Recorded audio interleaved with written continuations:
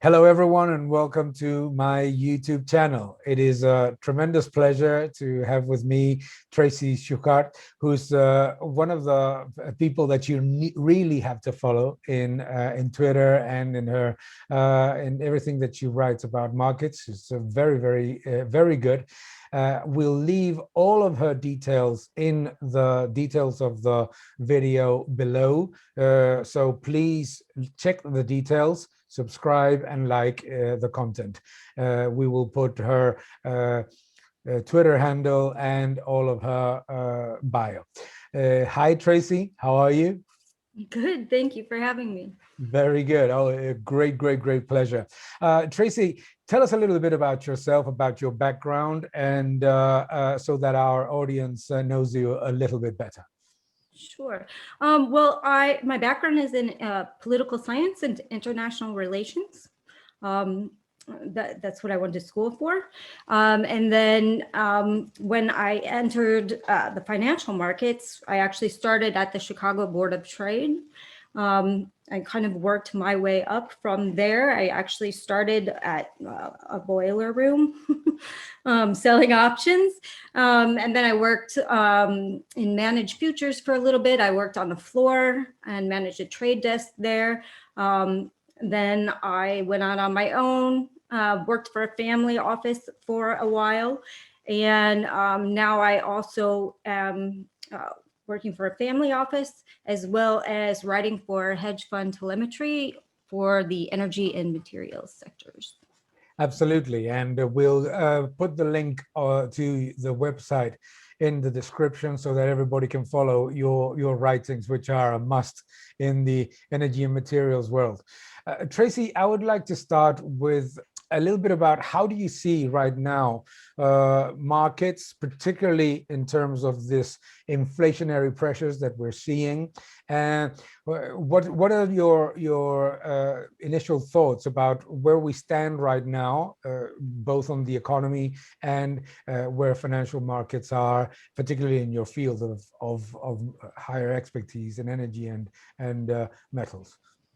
I mean, as far as the markets are concerned, we do have inflationary pressures, regardless of whether, even though the Fed is printing a 1.7%, we are seeing inflation in the areas that they don't necessarily count in, energy, housing, and food inflation, of course. And as far as how that connects to the energy markets, I mean, we are already seeing those inflationary pressures. If we look at oil price, right, it's been very elevated all year. And we're also seeing that in metals, not necessarily the precious metals, but more looking at the base metals, right? Where we're seeing iron ore and nickel and aluminum, all very elevated this year. And I think that's likely to continue. Some people call it a commodity super cycle. Some call it because of inflation. But I do think that we will continue to see higher prices and elevated prices, in this sector. In both sectors, actually. I think that the inflationary pressures, for example, in copper, aluminum, iron ore, are here to stay and probably continue into the next part of the recovery. Yes, absolutely. I do think there continued, I think that because those sectors have been so beaten up for a while, what we're seeing is there's not enough capex in those sectors, right, to continue for the demand that is coming. And if you look at things like industrial metals, if, as the West makes this transition to green energy, or their green energy policy, or attempts to pursue this policy, right? Because right now that looks like that's the direction that everybody's headed in. And we can get into whether I agree with that or not later. But if we are heading into this direction, which we are, then we're going to need a lot more of these metals. And et cetera. And as far as energy is concerned, if we're looking at the fossil fuels market, that's a little bit different. We're seeing that industry had so much waste and had to kind of pull back on capex. It's kind of a hated industry. So going forward, we're still going to have a lot of demand. I mean, 2/3 of the world's demand is going to come from Asia, China, India, Russia, Africa, and poor nations that really can't afford these costs of all these Green New Initiative costs, right? Their first priority really is to get electricity to their people in the most cost effective and efficient way, and that's through fossil fuels. So that demand I don't see going away anytime soon. Yeah. And when we mentioned this different new Green Deal initiatives, very big stimulus plans coming from governments into renewable energy, but you mentioned a very critical factor, in my opinion, which is that about 25% of the GDP of the world relies on fossil fuels in order to keep its development, and that demand is not going anywhere anytime soon. What are your thoughts about the feasibility and of these massive green energy plans, particularly in the United States and Canada, where there seem to be heading very much the same direction that, for example, the European Union went in the middle of the 2000s? Right. Well, I mean, as far as the United States, if we take, for example, things like Biden's Green New Deal, right? So one of the initiatives there is they want to bring back the electric vehicle subsidies, which is Sure. about $7,500 per automobile, right? And the IEA has found that over its lifetime, an electric vehicle only emits about 10 tons less CO2 than a regular ICE vehicle. And that sounds like a lot, but it really isn't. So the costs involved in moving this direction, Yeah. right, are a lot more than they need to be. And, you know, they did a study, 2/3 of the United States or Americans believe in climate crisis and think that it's a problem, but they're willing to spend less than $25 a year for it. And that was a survey that was done by the Washington Post and the Kaiser Family Foundation. And Biden's plan is going to cost $3,500 per person per year, or Yeah. per household per year, per taxpayer. And these costs are going to increase significantly.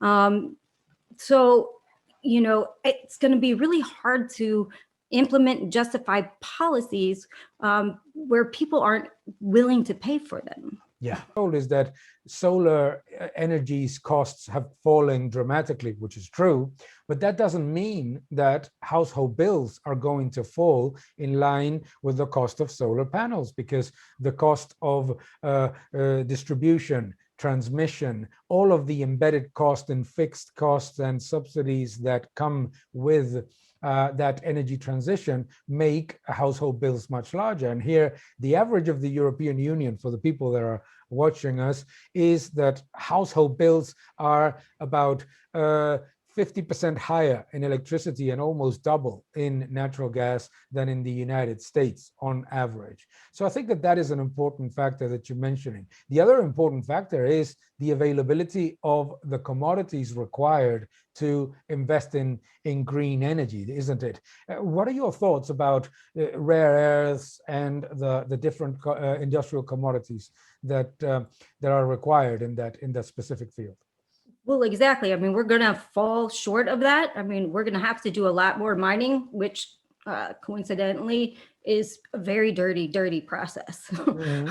So, you know, we're gonna, and as people want to move, you know, supply away from China, for example, for rare earths, right? Because they mine the most. Yeah. You know, that means you're gonna have to do that at home, and most people don't want that in their backyard. Again, it's a very dirty process. So, you know, it's a catch-22. It sounds great, right? But when it comes down to it, people don't really know what they're getting into. Yeah, I think that is a great point. I think that it's also an important point in terms of this idea that green energy means being energy independent. That is not necessarily true precisely because of what you said. Um, energy transition Energy transition requires competition and price signals. And the reason why uh, whale oil disappeared was because a barrel of oil was more efficient, cheaper, and better in terms of storage. And obviously, green energy needs to go through that transition to become as competitive and as attractive, and obviously including all of those costs that you were mentioning. No, what do you think is the right now we're in a situation that I find quite interesting now, is that we're seeing that global oil demand is recovering quite fast, that at the same time OPEC and its partners, OPEC Plus, have maintained and accelerated and increased the reductions in production that they implemented. But you mentioned a key factor here, which is CapEx, is that capital expenditure has been lagging for many years, actually before COVID-19, and that there is clearly starting to be evident that there are areas of underinvestment. What do you think where do you think that is going to collide with that improvement in demand? Well, as far as my longer term, I've discussed this before, I've written about this a lot, that, my longer term analysis is that, this is going to be very bullish, fossil fuel prices, natural gas, and oil, right? And because you have to think everything's kind of connected. If we have to mine more to get copper, rare earths for all this energy transition, that also takes a lot of oil. That takes a lot of energy, and it's easy to say we're gonna try to do this with hydro or solar or wind, but that technology incorporated into mining is also going to take a lot of money and time, right? So this all is just very bullish, this market.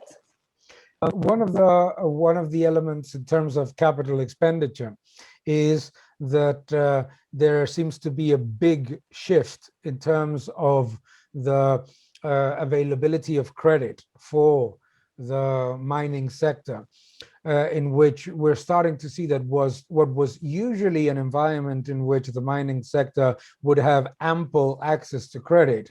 Now, because of all of the both regulatory and ESG driven policies, what we see is that actually, even with very low rates, the mining sector is finding that the credit market is much, much tighter than what one would assume in a recovery. And I think that is one of the things that comes back to your point about that cycle and that impact on inflation. Do you see that that tightness in the credit market already happening, or do you think that is something that we are likely to see more in the future?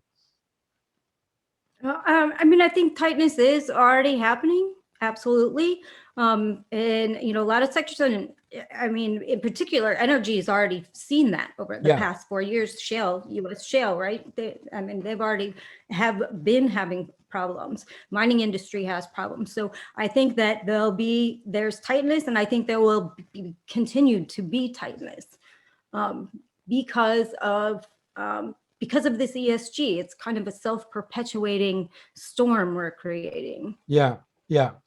And again, I think that obviously in terms of ESG, it's absolutely fine as long as it understands as well that an integral part of ESG and sustainability is that all sectors move towards sustainability. It's not just that we decide to demonize one sector or another, because obviously industry, mining, etc., are going to continue to be there for a very prolonged period of time. You were mentioning the IEA, and if you look at the long-term perspectives of the IEA and all energy, international energy studying bodies, all of them continue to see fossil fuels playing an integral part in what is obviously a changing landscape, but in which the primary source of energy is going to continue to be driven fundamentally by natural gas and oil, isn't it? Absolutely. And I mean, not even the IEA, the EIA, OPEC, I mean, all of the agencies that watch that. And again, where that growth is going to come from is from China, from Russia, from Africa, from emerging markets in South America. So that growth is supposed to explode exponentially in fossil fuels. So again, although the West is moving away from it, you have to realize that you have 3/4 of the world that are still moving towards that direction. Sure. And again, I think that the point is that that energy transition is called transition precisely because of that, is that developed economies can move towards a more green percentage of primary sources of energy, absolutely, and accept the higher cost if it is so, but that we just cannot make an abrupt and radical change that is going to make it more difficult for everybody at the end of the day, because we tend to forget that when we look around ourselves, we see a barrel of oil almost everywhere, and that inflation and the price of commodities impacts everything from this cup to any of the books or CDs that you see behind me. So I think that all of those factors are important. One thing that I wanted to go with you in detail was, how do you see the role of OPEC playing out? Because one of the things that there's been a lot of debate is OPEC and the agreement with Russia, whether that was actually misguided. Was it a good idea to have a policy aimed at making prices rise at any cost? Is the agreement going to be enforced for a much longer period of time? What are your thoughts about OPEC's position in the energy world and the current supply cuts? Well, I think we've seen a marked change in that in the OPEC Plus alliance over this past year, whereas before, when they first started back in after the 2016 crash, right? They were aligned, but a lot of people were overproducing, and nobody was really sticking to the deal. And that was kind of, you just expected that from the market. But I really have seen, so nobody took that alliance very seriously, I think, just because of all the problems that they were having, and which culminated, last year into the Russia, Saudi Arabia blow up, where, Saudi Arabia just decided to produce as much as they possibly could right at the onset of global pandemic, which led to negative oil prices. So I think after that lesson, I think we've seen a marked change in that relationship, and that something kind of unexpected, that they're very committed to this relationship and very committed to trying to stabilize the oil market, perhaps more than they were so before. So I think that going forward, they're going to make a bigger impact, because they've realized, right, keeping oil prices stable was beneficial to everybody. Yeah. Whereas before, we didn't have very stable oil prices there for quite a few years. We were kind of up and down. So I think going forward, I think this alliance is going to have a lot more relativity than it did in the past. Yeah. Because I remember a time people were saying OPEC is dead, this OPEC alliance is dead. So I think that if they continue this behavior, into the future, then I think that we will see a greater role for them within the industry. And in terms of the relationship between OPEC and non-OPEC supply, which is always a key factor of perception, is also of risk from investors. How do you see shale developing in the current environment of prices? Do you think that the worst is over? Do you think that the United States production is going to come back to the record levels that it achieved in the past? Or do you think that the changes in the Biden administration are going to curb that recovery? Well, I think Biden changes aside, I think that we, because of the lack of capex and because of all the mergers and acquisitions, Sure. And things that are going on in the shale industry over the past couple of years, the bankruptcies. So I don't think that we will see shale back to the production level that we once were, but I think that's beneficial to the industry because they won't be overproducing, right? And we won't have oil prices come down that they just are not making any money. And they have to be more cognizant too, because they, over the years, they've lost, people don't want to invest in shale anymore, right? Because they've been burned so many times. So they have to be very careful. And as far as the Biden administration, I don't think this bill is going to get passed how it looks right at this second, with all of having to go through Congress, having all the lobbyists. And so I think we're going to see a watered down version of this. But it might, in the end, it might be beneficial to the shale industry, because I think they'll have to continue to be a lot more thinking a lot more in terms of cost effectiveness and things of that nature going forward. I don't necessarily think that they're going to ban fracking on federal lands, but if they do so, then again, that's a very 10% of U.S. shale output, which would put a dent in things. But I don't think that's going to put an end to the shale industry. But shale is a very hard thing to talk about, just because they've had so many problems and credit problems and things of that nature since the very beginning, in 2008.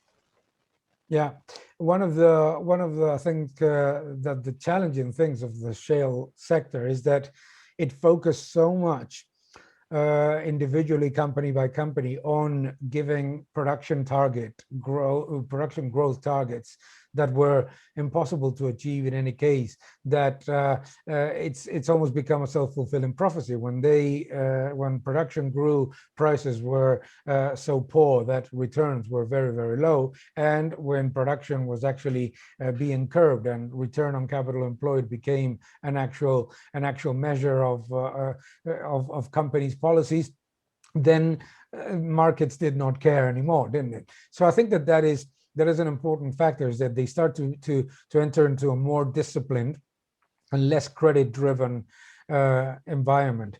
And I think that one of the great things about this process of energy transition is the competition between natural gas and renewables.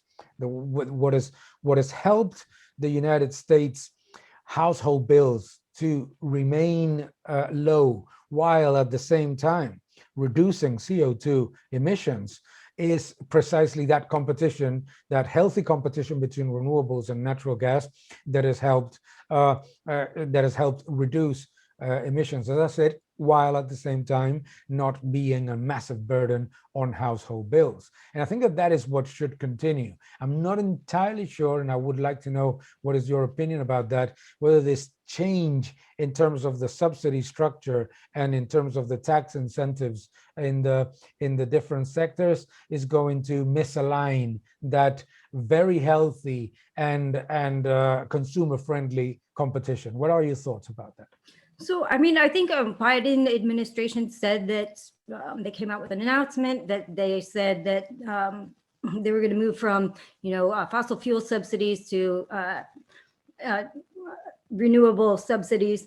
However, again, I that's a long way off and a lot of legislation to go through. And, I think that they should look at countries like Germany, for example, to see kind of, what happened there. I mean, Germany's kind of weaned off of, they don't even want to go nuclear anymore, right? And so, and then you see this cost explosion. You saw during the winter, this past winter, where, because fossil solar and wind are kind of intermittent energy Sure. sources, where they had blackouts and problems of that nature. Yeah. So I think that I think there will be. I think that the United States needs to take a look at that, because I do think natural gas going forward, and I've written a lot about this over the past few months, is going to be very important, not only for the United States. I think it's going to be a very, very important transition fuel. Certainly, in continents like Africa, what you have right now is this massive requirement of infrastructure that you just mentioned, and security of supply. Is that sometimes policymakers talk a lot about big ideas, don't they?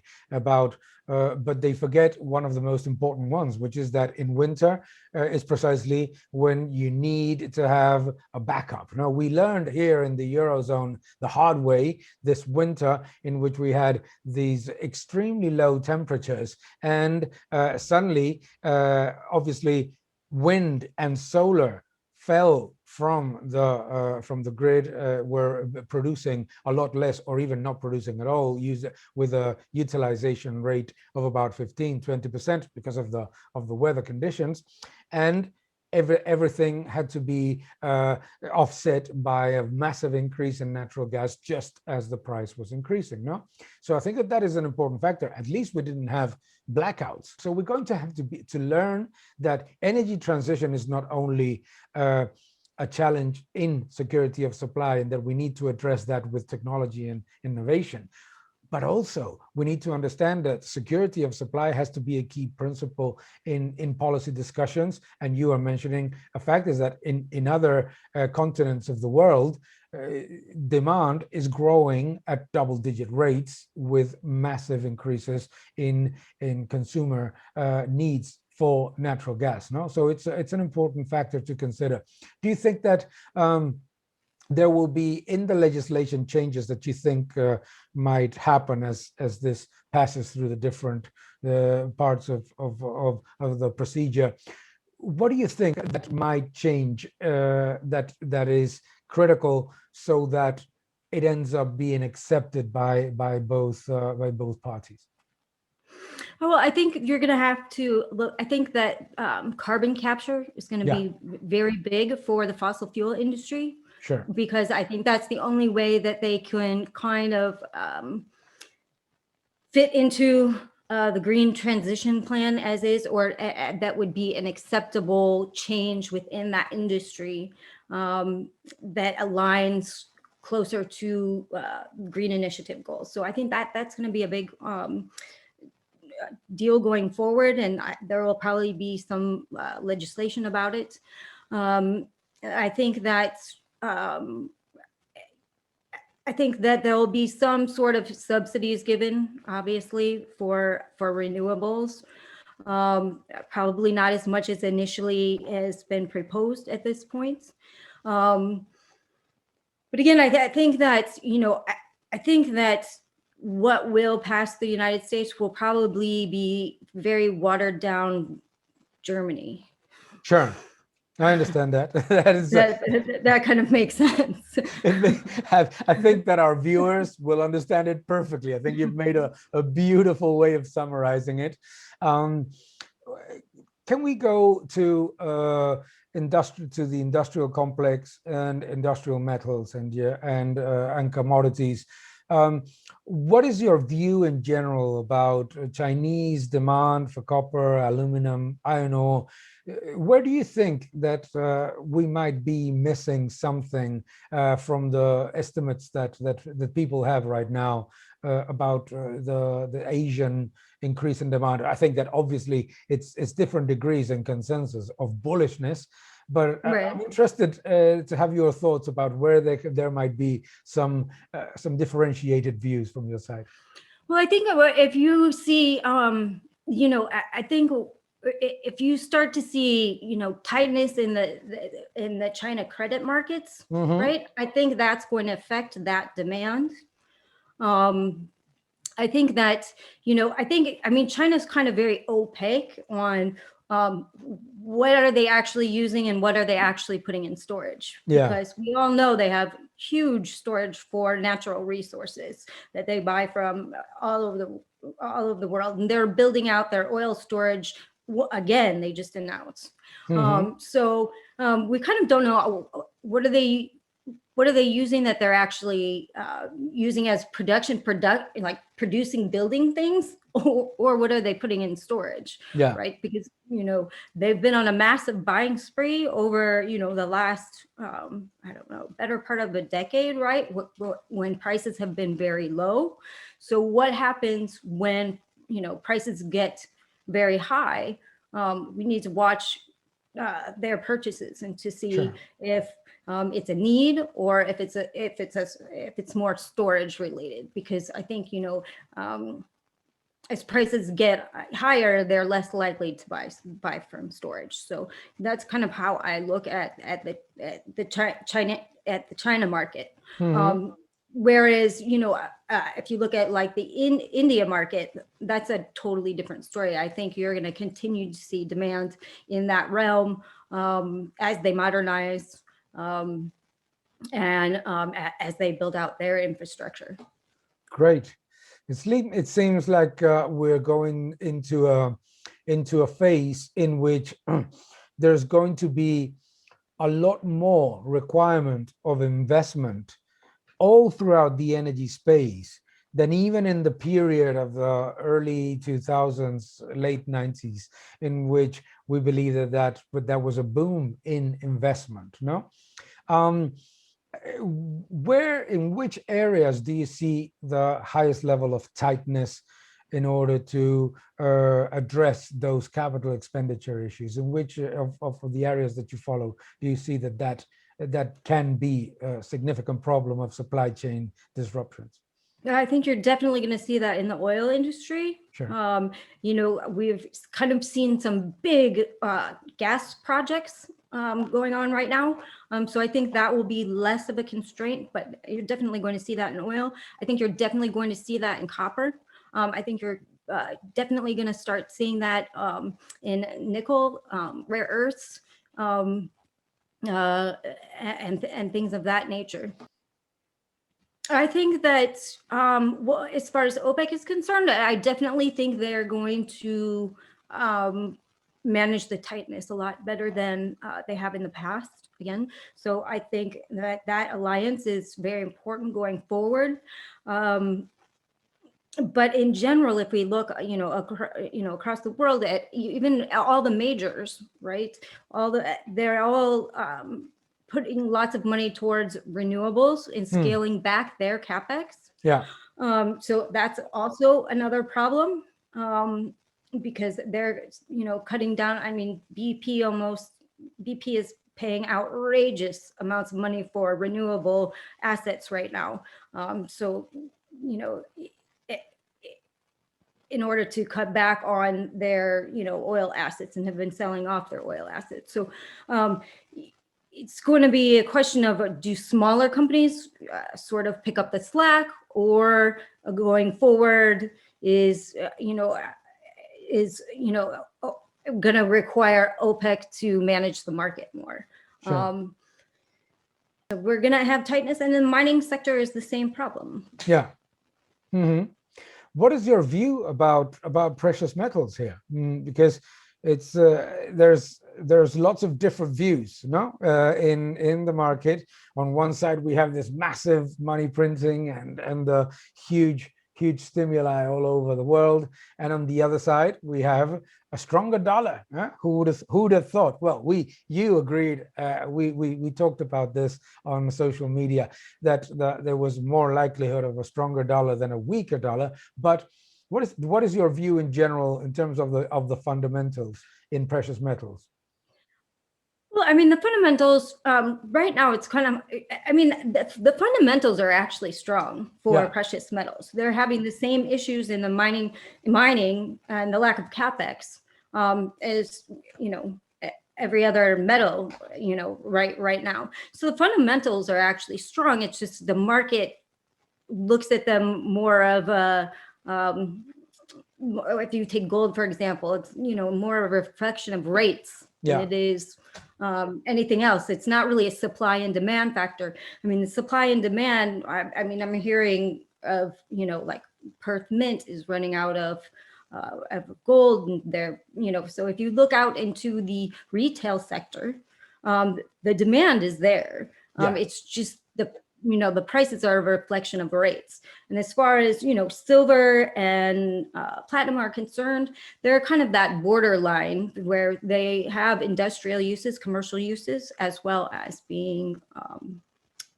precious metals. So that, that's why we've seen, say, for instance, platinum, exploded in price this year, where we've seen gold basically flat. Yeah. One of the things that this massive money printing that we're seeing globally is creating is obviously as well a very high level of debt and debt attached to financial instruments. We've seen what recently happened with Archegos, and we have accelerating margin debt, etc. As somebody who's so knowledgeable about trading and different derivative strategies, what are your thoughts about the current level of leverage? Do you think that it's excessive? Do you think that it's simply a factor of the bullishness about the recovery? What is in general your view about this? Well, definitely, I think it's excessive. But then again, I've thought it was excessive for quite a few years now, to be honest. I keep waiting for something to happen, but nothing's happened. But I think what we're probably going to see, like Archegos, I think that's not going to be, I think that's just the tip of the iceberg. I think we're probably going to see more of these kind of incidences happen because of the amount of leverage in the system and the amounts that's been allowed to have in the system. I don't think the financial system's going to collapse or anything, but I do think that we're going to start seeing, more and more of these kind of these smaller blowups.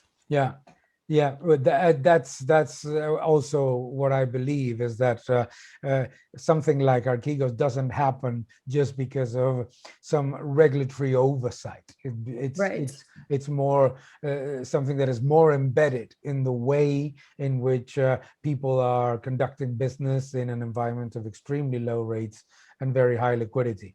Which takes us to the final point. No? What are your thoughts about tapering Fed policy? Do you think what are your general views about where we are right now in terms of monetary policy and what we will likely see in the next couple of months, particularly considering your view about inflationary pressures?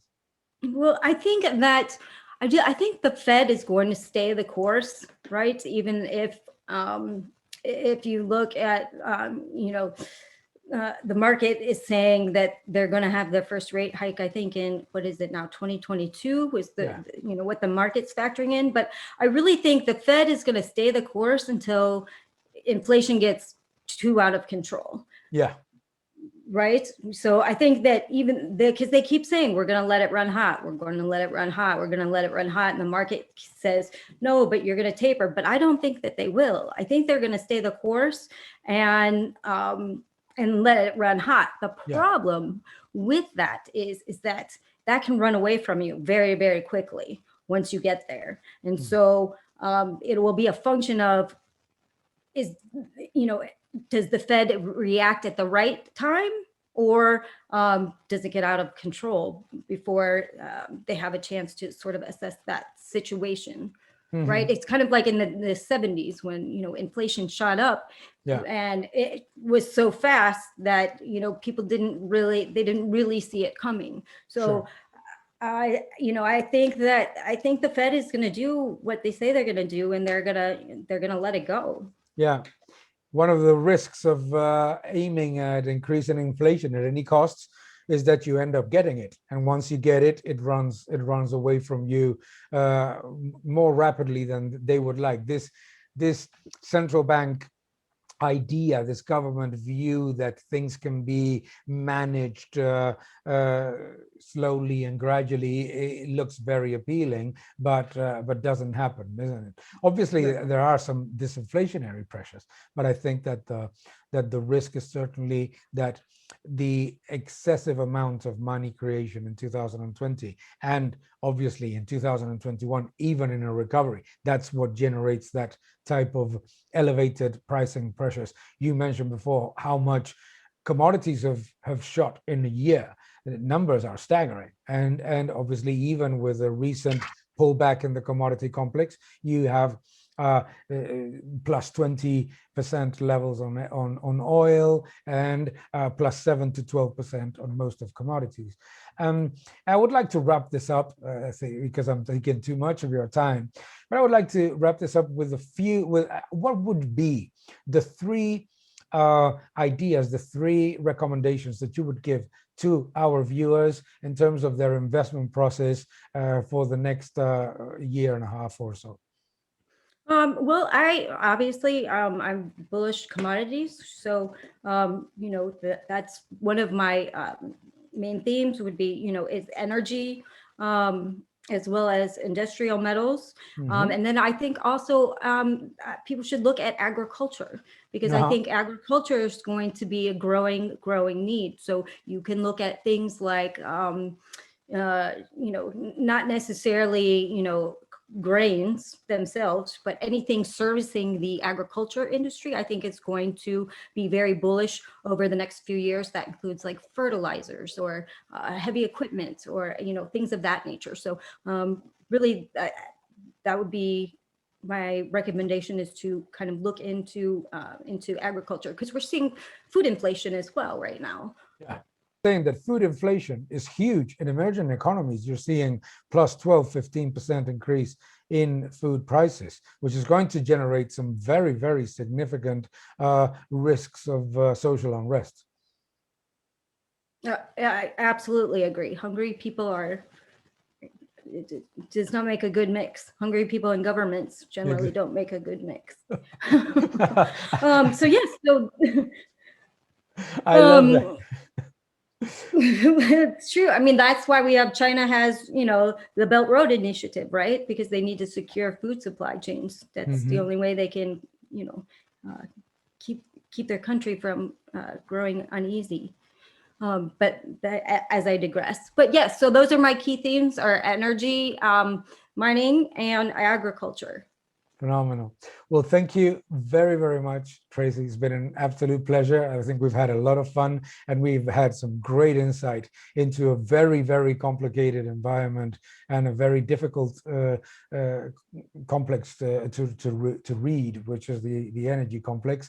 I remind everyone that you have all of Tracy's details in the description of the video below, and that I seriously encourage you to follow her, because you'll get very important information. Thank you very much, and thanks for joining me. Thank you for watching this video. Please subscribe to my channel, like my videos, leave your comments below, and keep defending freedom. Thank you very much.